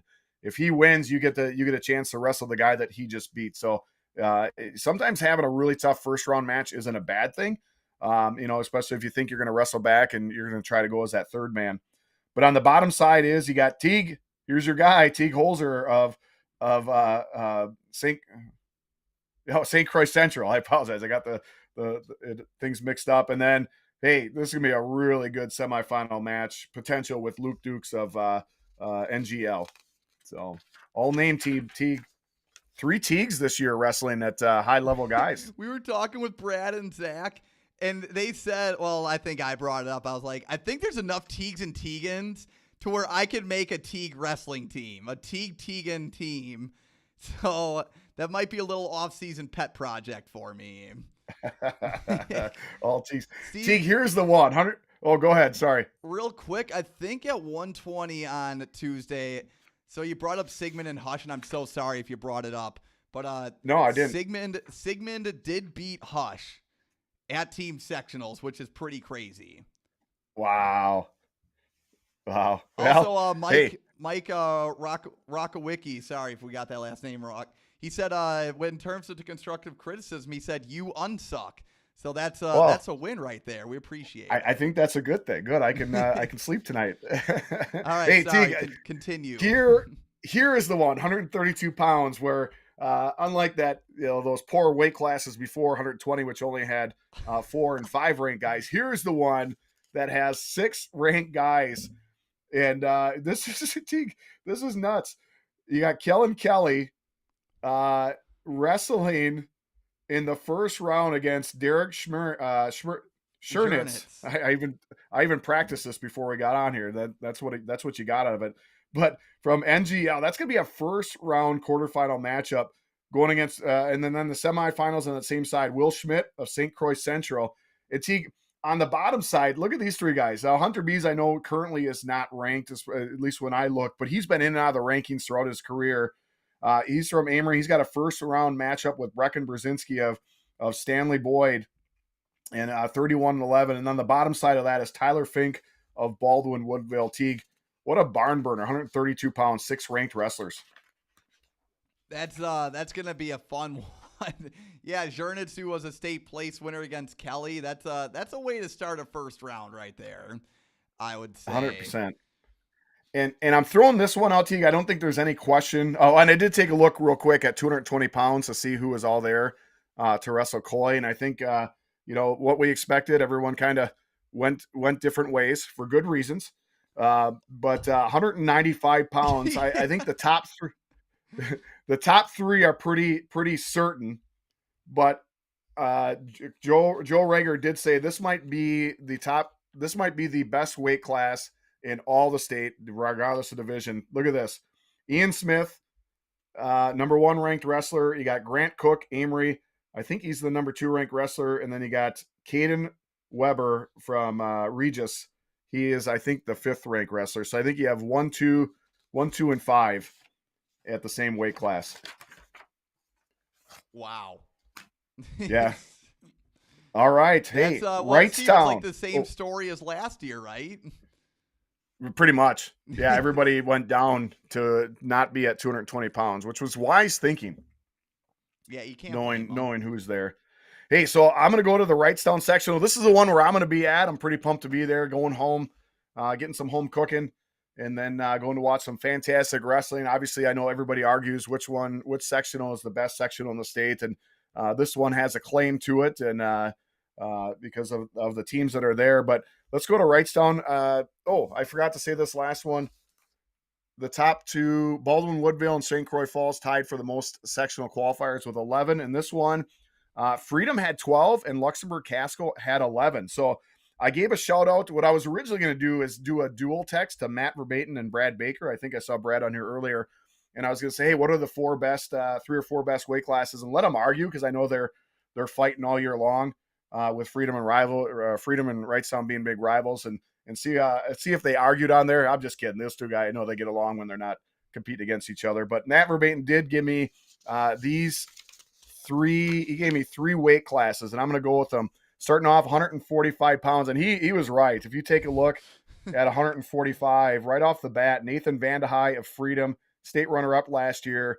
I know these guys have seen each other a lot. But this is going to be a first-round matchup with Owen Krieger of Wrightstown in the rankings as well, more of the honorable mention side. And then the winner of that one's probably most likely going to be waiting for Ian DeSellier of Kiel, 41-3 Teague. We got to see him live at Bi-State. So that's the top side of that bracket. And then on the bottom, you got Connor Mentink of Utzberg, 38-5. And then in the semifinals, he potentially is going to have Max Ronsman of Luxembourg Casco. And you throw a Corbin Krieger in there from Seymour, and Austin Kufner from Fox Valley Lutheran, 29-5, the freshman. And this is just a rock solid weight class. And John Faulkner up on the top side, 33-13 freshman as well. I mean, there's just not a bad wrestler at 145 pounds. Moving up, 182. You got 4 ranked wrestlers right off the bat. Cody Nellis of Southern Door and Patrick Moore of Freedom. That's going to be a good quarterfinal. But you got Trace Shannonbeck from Luxembourg Casco, 48, the junior. And Devin Lay on the bottom side. Devin Laganowski of Utzberg, 26-17. He's been in the rankings. And then Max Mathias of Two Rivers, 31-3. Just the freshman, Teague. Another Matthias coming up. Everybody, look out. All right, Teague, last weight class I have in this one. You ready for 195 I'm pounds? sorry. I've been looking at other brackets too from this Yeah, region. We talk about regionals or sectionals where you could talk about all 14 weight classes. This could be the one. 195. No, like this could be the section where we'd bring up all 14 weight Oh, classes. right, and that's why I only went with 3. I mean, it could have went 4, it could have went 5, but Teague, if you get a chance, pop to 195 and take a look at this. This is now there's 6 guys that I know that I've seen throughout their career, been in the rankings. Will Katz of Xavier is not in the rankings right now, but I know I've seen him in there, in and out, either this year or last. But take a look at this. There's not a bad record in this weight class. Trent Fucht, hopefully I'm saying his name right, but Freedom, Brad, if you're on here, maybe give me the pronunciation of that one. I should have checked beforehand. But first round match with Ezra Waggy of Luxembourg Casco. You know these guys are familiar with each other. I took a look. They did not wrestle on Tuesday night. That's a quarterfinal going against on the bottom side of the top, if that makes sense. Will Katz of Xavier, 35-9, and Ben Kienbaum of Kiel, 44-8. And then on the bottom side, a quarterfinal match, Alaric Muckerhide of Sheboygan Falls. He's 35-14. He's ranked, but first round, he's got a tough one with Kale Leesgang of Seymour, 28-12. That's a pretty good freshman. And the bottom side of that, obviously, Chase Matthias, we know what he can do in the type of wrestler and football player he is, 24-2. But even Logan Paris, the senior of Marinette, 24-12, not a bad wrestler on that backside. So 6 guys who have been in and out of the rankings and 2 other wrestlers with pretty solid wrestlers, Teague. And that takes us the end of the Wrightstown sectional. Any comments on that one before I move to Wisconsin Dells? Real quick, so like just quarterfinals matches, I look at like 170, Jack Van Rossum of Freedom, Sam Schutz of Luxembourg. Like just the fact that that's a first round matchup, and then you have the winner of that probably as Luke St. Peter, 160 pounds.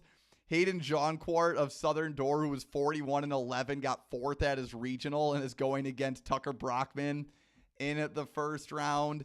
There's going to be a couple of good wrestlers that miss out at that one. Steve, I don't want to go through, but I want to give a shout out at 113. My man has a chance to make it to state. Talk about Mr. Rigoberto Taez from Oostburg. You know, has his work cut out for him a little bit, but hey, if I see him at state, I definitely gotta talk to the dude. I think one of the few guys I managed to bring up every week. That's all I got for that one. Yeah. Hey, no worries, man. We're good. Well, hey, Wisconsin Dells, I reached out to Cody Andres, Lodi coach, and he gave me 4 brackets. And once again, these guys are spot on as I took a look. I mean, if I didn't agree with them, I'd have just been like, yeah, whatever, coach, I'm going to go with this bracket. But man, Teague, turn to 132 pounds if you can. 6 ranked wrestlers, but specifically focus on the bottom side and take a look at this here. Before I get to that, Lodi had the most qualifiers, sectional qualifiers 11. PDC and Winneconne had 11, 3 solid teams there. But on the top side, 132 pounds, GET, Melrose Mindoro, Jackson Blaken, ranked wrestler, and most likely in the semifinals, he's going to have Chase Stenard of Winneconne. But if you look, Ethan Dubbs of Viroqua, not a bad wrestler as well. So Chase has got a tough quarterfinal. But listen to this on the bottom side, Teague. Every wrestler has been in and out of the rankings. You got Noah Radke of River Valley, 34-7, against Joey Williams of Ripon. And on the bottom side, Ryder Koenig, PDC, and Sam Koth of Campbell Sport. Really tough weight class at 132 pounds. Koenig, who was a state qualifier last year, gonna have a tough road to make it back there for sure. Steve, can I at 106, just names wise? I mean, Haken Peterson's there, Levi Ness versus Marshall Hankey in the quarterfinals. That's ridiculous. Ethan Haiti of Richland Centers Wrestling, and then little Colton Koss of Melman at GET, who got 4th at his regional, going against Brent Kredgerik of Kewaskum. 106 is a fun little bracket there, Steve-O. Absolutely. Sorry. Good stuff. No, you're good, man. I looked at the 4 and I found my 4 and I went with it. So we're popping through. 138. I think Rhett Koenig's got to be happy that Darlington Blackhawk moved out of their sectional so that he doesn't have to wrestle Seth Root at conference, regional, sectionals, and then state potentially, obviously, right? But 138 is a good weight class. Rhett Koenig, PDC, the 3-time state champ, on the top side, hopefully, or not hopefully, but potentially taking on the winner of this quarterfinal, Owen Brunig of Lodi and Riley Nickel of Ripon. That's going to be a good quarterfinal. On the bottom side of 138, you got Carson Koss, state qualifier, I think as a freshman, if I remember right, and potentially taking on Brody Hart in the semis. But don't forget about Garrett Crawford of Portage as well. Pretty strong wrestler in his own right. Moving on up, 145 pounds. River Valley's Landon Radke on the top side, 41-7. Senior, Teague, this is a quarterfinal match. Landon's going to have to take on Logan Olmstead of Richland Center. Is that Richland Center? What's the FF? Richland Center? FF. Wait, where at? Yeah, Is that 145. at 145? Is that Rio, Cambria, Friesland, Fall Oh, Creek? that's the right. Okay, so it's not Richland Center. I'm looking at the name going, I don't remember that name on Richland Center ever, but yeah, Richland you're right. Center Rio. is Rice. Okay, gotcha. Richland, Rio, Cambria, Friesland. Yep, there you go. And then Fall Creek, that really Fall threw me River, off. yeah. Yeah, I looked at the names. I'm going Olmstead. I don't remember him on Richland Center, but and then on the bottom side, I'm sorry, on the top side of the bracket, Aiden Hart of Winneconne. First round matchup on the bottom side of 145 is Drew Hurd of PDC and Nick Dayak of Kewaskum. That's a first round matchup, and Bryce Crowley from Omro is on that bottom side as well. We've been following him throughout the year, so good bracket in there. Last bracket for this particular sectional, for the Wisconsin Dells sectional, is top side Jeremiah Avery, PDC, 44-6 junior. He's going to have to go against this first round matchup. Trey Schulte of River Valley and Easton Hall of Waupun. You got a number 11 and number 3 ranked wrestler going to be duking it out to, on paper, take on Jeremiah Avery on the top side. The bottom side, you got Kyler Clemens of Lodi, number 10. And then, obviously, Teague Mill, who's at 160 pounds in the Wisconsin Dells sectional from Kewaskum. It is Braden Scholes. Braden Scholes, man. You want to say, like, which 3 guys are going to make it? It's, all right, which 2 guys besides Scholes are going to make it? Yeah, which 2 guys are going to battle it out. And, it's going to be just a fun sectional, Teague. So, all right.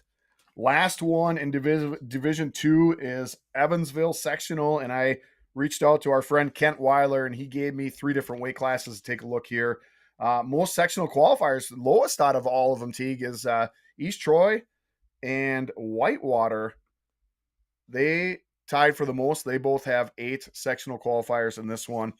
I have some pretty fun guys to talk about here. 120 pounds is the first one on the ballot. They have, I think it's 3 or 4 ranked guys in this one. You got Dylan Weigel of Belmont Platteville, number 5 ranked wrestler, and then a potential semifinal is the freshman that's been turning our head all year, Teague. That's Lincoln Keller of Evansville.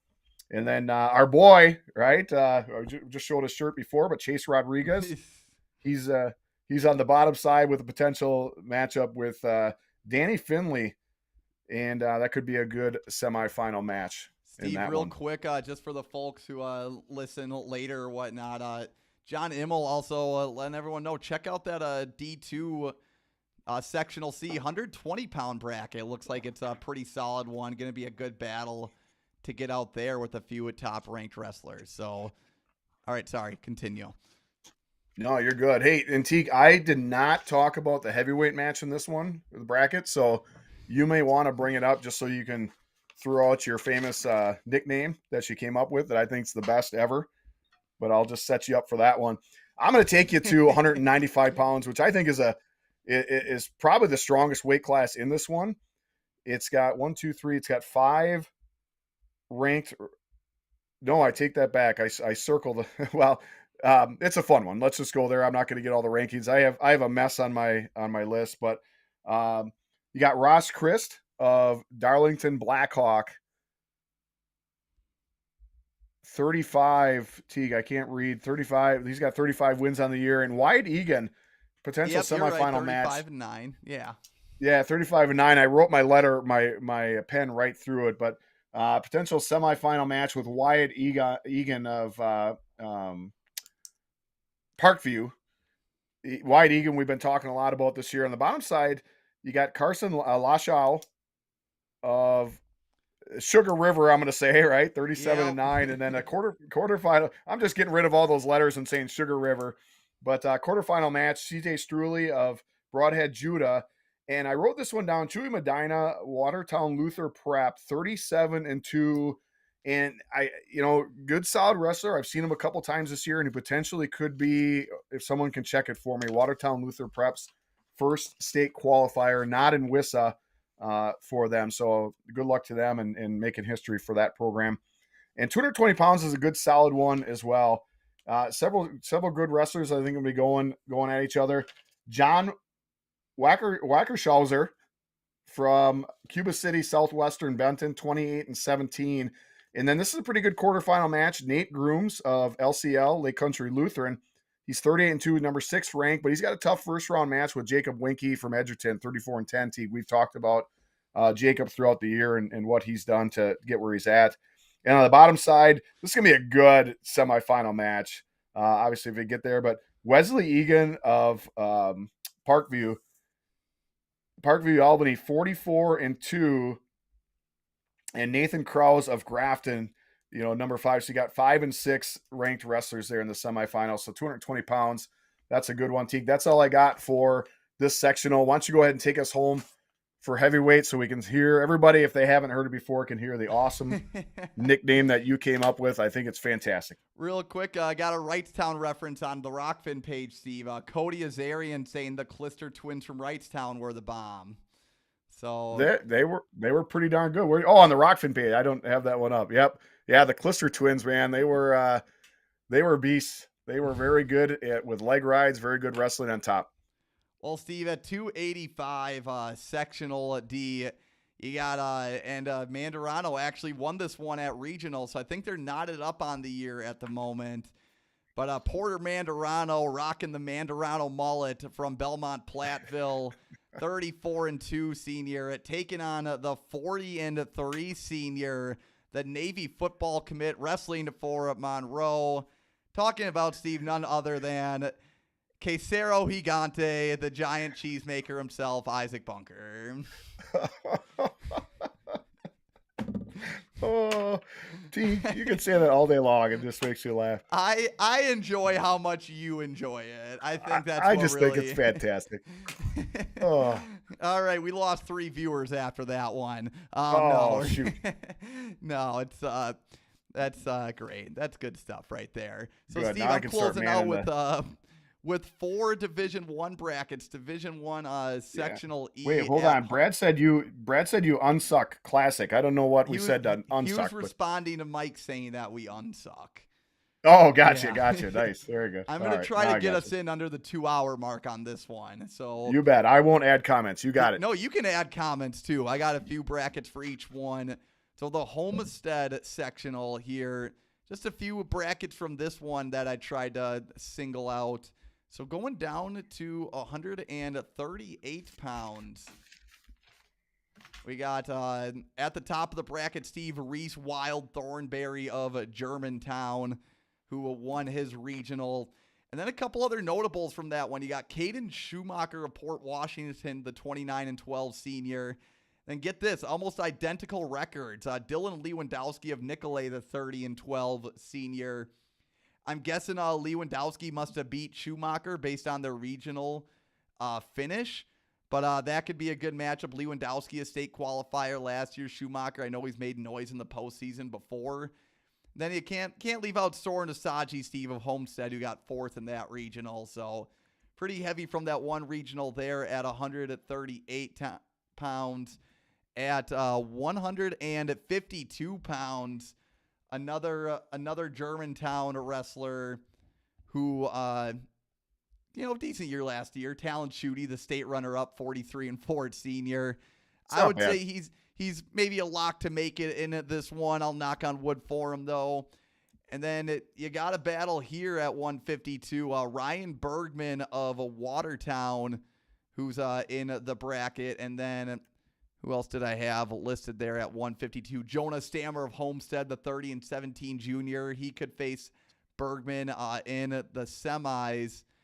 And then, yeah, it's those three. Again, another battle where, you have Schutte, who might be viewed as the favorite, and then another good battle between two guys to see who lands that second spot. And then going down to 195 pounds, Steve, there's I got 4 in here who I think could potentially make it. Obviously, folks, if they're more familiar with the regional results from this area this year, they might have a little better read on it. So let me know where we should be headed if we were to ever make picks here. But at 195 pounds, Nick Benson of Port Washington, who won his bracket at 28-13. I'd like to see that semifinal matchup. Well, Steve, even the quarterfinals here, you have Alex Pluta of Germantown, 31-16 senior, going against Owen Sjoberg of Watertown, who's 41-6 sophomore. I wonder if they wrestled on Team Sectional Tuesday. And then at the bottom of the bracket, you have Makai Rogers, who was the runner-up. He beat Sjoberg at regionals. He's from BDMS. Is that oh man, that's not a fun one to blank on. Sorry about that, folks. Brown Deer. It's Brown Deer Mesmer. Brown Deer, yeah. There we go. And then Dylan Polzinski of Arrowhead won the other regional. So there's 5 names here, Steve, who I wouldn't be shocked to see them make it to the state tournament at 195. Going now to Pewaukee. Also, Steve, I think from that one's kind of tough because there's a lot of studs in that in that sectional where maybe the bracket cleared out a little bit, but there's a lot of good individual star power at that sectional. So going to the Pewaukee sectional now, D1 sectional F. Starting off here at 138 pounds. We got Nikita Adamov from, I believe, Wrestling for Tosa. He won his regional. He'll be joined in this bracket by Xavier Guerrero of Waukesha West, who has a record now, Steve, of 50-3. I don't know how you get that many matches in a year, idea. But here we are. But, yeah, that's 138 pounds. 145 pounds, I'd like to see the match between Jacob Bruner and Isaiah Guerrero. Bruner's from Pewaukee, 38-5 senior. Guerrero's 32-5 at sophomore. They each won their regional. I'd say they're probably the 2 favorites to get in from that weight class to state. And then going down to 152 pounds, I really like the rematch potential on this one. So it's guys from the same regional. You have Caleb Cady of Pewaukee, who beat Brett Skaug of Beast. Skaug, who was a state place winner last year, 39-3. One of his losses came last week at regionals to Cady, who has had a shortened year. And he came back. I think he had knocked the injury rust off just fine there, Steve-O. So hope to see another matchup between those two at sectionals. So I think at that Pewaukee one, I have a lot of top 2 matchups there. If folks have any brackets where they think it could be a fun race for that 3rd place spot, put it in the comments. Let us know what we should be keeping a track of. Moving on to the South Milwaukee sectional, where my first bracket in this one at 132 pounds. Steve, this one's going to be I think you brought up a D3 sectional D. A lot of Cedar Grove, Belgium. This one, a lot of Muskego and a lot of Franklin. So at 132 pounds, you have J.D. Brandstatter of Muskego, 33-16. He won his regional. And then Davis Anderson of Franklin, who's 37-8. The senior also won his regional. Those two could have a good matchup. In the 132-pound finals, you've got plenty of guys with decent records who maybe put up a good match against these two on the way to the finals. At 160 pounds, this one could be a fun one between 3 fellas here. You got Drew Nichols of Franklin, who won his regional. And then on the bottom side of the bracket, you have Jack Gillis of New Berlin, who's a 34-5 senior. I don't even want to say Nichols is guaranteed to make the finals on the top side, Steve, because you have Riker Morgan of Muskego, a 28-17 junior there. Right. And then, Steve, I have 285 for these last 2 sectionals here. Yes. Yeah, right. We got Talon Summers from Franklin, who's at the top of the bracket. He won his regional. The bottom of the bracket's an interesting one as we have a Spiral Para from New Berlin, the 27-11 senior. He was so Steve, he was actually third in his bracket. The winner of Spiral's bracket was Dominic Schneier of Muskego. Schneier's 39-6 on the year. Those two could face off in the sectional semifinals. Steve, I need to find the result of this one, or if you want to find the result of this one real quick. So Schneier finished first. It's a regional that Muskego wrestled at.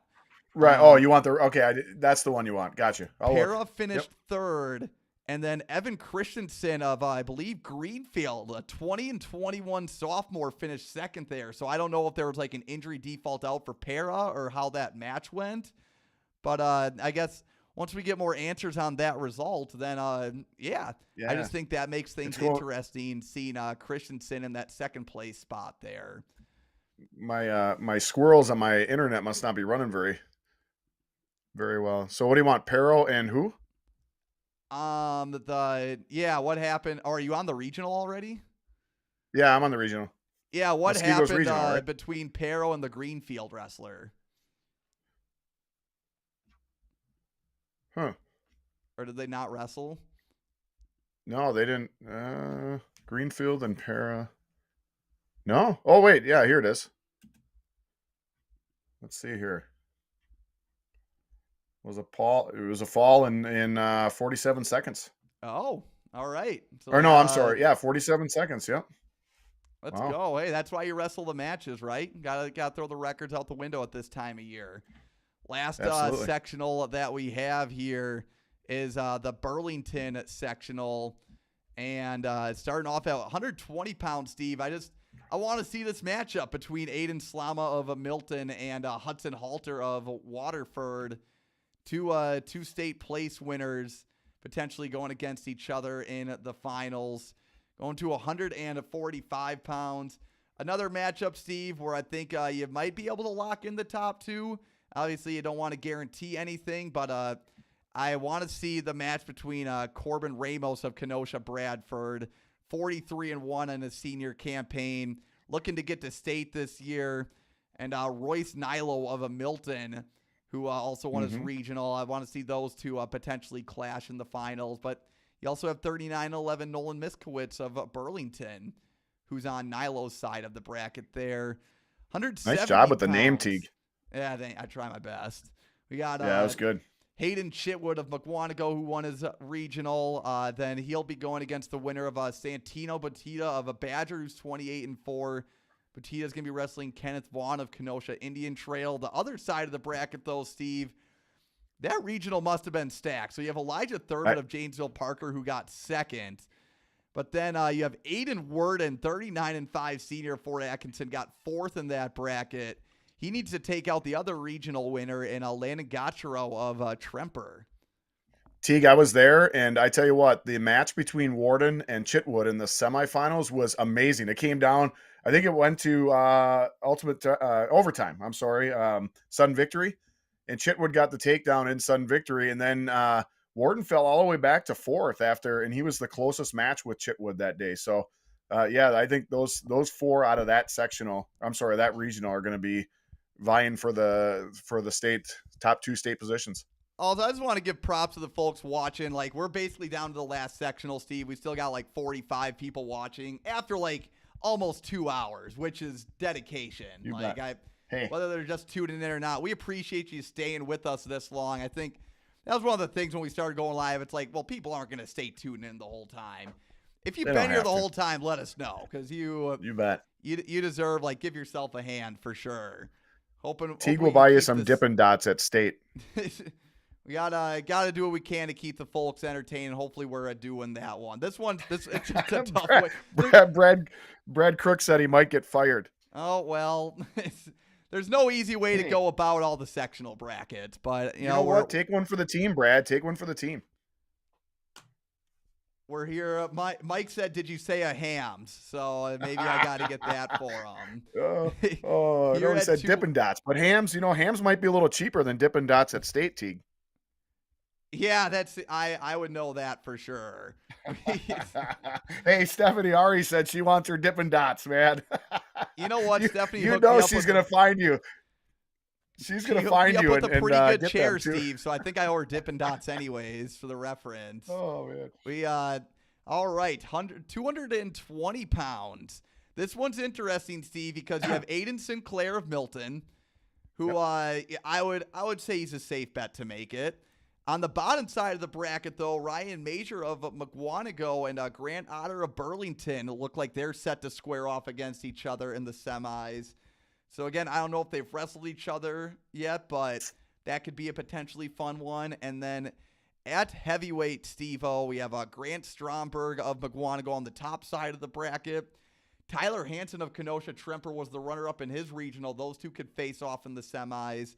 And then Mason McNeil of WECE. I want to say, Steve, that's Westosha Central. It is. Yep. Perfect. And East. Westosha Central East, I think. So yep. I saw Mason and at the Watertown Early Bird Scramble. So again, that could be another fun bracket where we do have an odd man out there, but hoofty. All right, that's our episode. It's real quick for the WI Wrestle Boys. Cody Azarian, yeah, thank you. Cody, you've stayed tuned on the whole time, and your sectional was at the end. Shout out South Milwaukee, Steve, with 10 sectional qualifiers. Props to them. Also, I know, Cody, you're handing out gear to RQ and Jake, so I'd love a little South Milwaukee gear if you could get your hands on it. Wait, you said so who? South Milwaukee had 10 qualifiers? 10 sectional qualifiers, yeah. Hey, good for them, because I saw them last year at a dual tournament, their own dual tournament, and they only had like 4 or 5 guys. So to have 10 sectional qualifiers a year later, good job for them building their program up. And in terms of the WI Wrestle Boys, Jake's going to be at Homestead. Nate's going to be at Oshkosh North. Steve's going to be at Wrightstown. So I guess if you want to trek through like 43 or 41 or whatever and catch all 3 of them on the same day, go for it. But I'll be over a little bit on the other side of the state in Eau Claire North. We'll all have our streams on the Rockfin page. I'll be doing a little write-up for my sectional that should be out by tomorrow. Yeah, otherwise, Steve, after this one, our next podcast, the state tournament preview. Pumped for that. So, and we're making picks, right? Steve, you know we're making picks. I know. Wouldn't miss that for the world. Love it. That's what we're here for. Love getting razzed. Well, folks, thank you again for tuning in. 1 hour, 54 minutes. Until next podcast, we will catch you on the flip side.